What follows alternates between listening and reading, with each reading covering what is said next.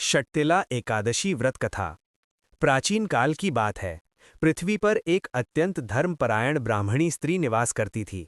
वह नित्य स्नान, जप, तप, व्रत और पूजा पाठ तो पूरे विधि विधान से करती थी, किंतु उसमें दान भाव का पूर्ण अभाव था। वह कभी भी अन्न, धन या वस्त्र का दान किसी को नहीं देती थी। उसके कठोर व्रतों और तपस्या से भगवान श्री विष्णु प्रसन्न तो थे, परंतु उसकी कंजूसी और दानहीनता से चिंतित भी थे। भगवान ने उसकी परीक्षा लेने का निश्चय किया। भगवान विष्णु की परीक्षा।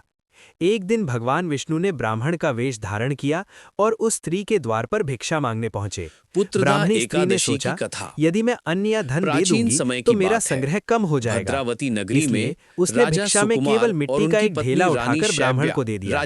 भगवान विष्णु वह मिट्टी लेकर मौन भाव से वहां से चले गए। अगले जन्म का फल। कुछ समय बाद उस ब्राह्मणी स्त्री का देहांत हो गया, परंतु राजा रानी और व्रतों के प्रभाव से उसे अगले जन्म में एक सुंदर भवन तो मिला, लेकिन वहां अन्न, वस्त्र, धन और सुख का पूर्ण अभाव था। वह निरंतर भूखी, दुखी और परेशान रहने लगी। कष्टों से व्याकुल होकर वह भगवान विष्णु के पास पहुंची और विनती करने लगी, हे प्रभु, मैंने जीवन भर व्रत और तप किए, फिर मुझे इतना दुख क्यों मिला?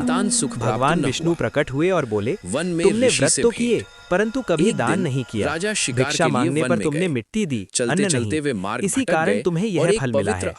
ब्राह्मणी स्त्री ने हाथ जोड़कर क्षमा मांगी और बोली, हे प्रभु, मुझसे अज्ञानवश यह भूल हुई, कृपा करके मुझे मुक्ति का मार्ग बताइए। षट्तिला एकादशी व्रत का विधान। भगवान विष्णु ने कहा, माघ मास के कृष्ण पक्ष की एकादशी को षट्तिला एकादशी कहते हैं। इस दिन तिल से जुड़े 6 कार्य करने चाहिए। तिल मिले जल से स्नान, तिल का उपटन, तिल से हवन, तिल का दान, तिल का भोजन, तिल मिला जलपान या अर्पण। जो मनुष्य इस व्रत को श्रद्धा से करता है, उसके समस्त पाप नष्ट हो जाते हैं और उसे मोक्ष की प्राप्ति होती है। व्रत का फल। उस स्त्री ने विधि विधान से षट्तिला एकादशी का व्रत किया। व्रत के प्रभाव से उसके सारे कष्ट समाप्त हो गए, दरिद्रता दूर हुई और अंत में उसे वैकुंठ धाम की प्राप्ति हुई। पूरे मन से भगवान विष्णु का स्मरण जो भक्त श्रद्धा और भक्ति से षट्तिला एकादशी की कथा सुनता या पढ़ता है, उसके पाप नष्ट होते हैं, धन धान्य की वृद्धि होती है, जीवन में सुख शांति आती है और भगवान विष्णु की विशेष कृपा प्राप्त होती है।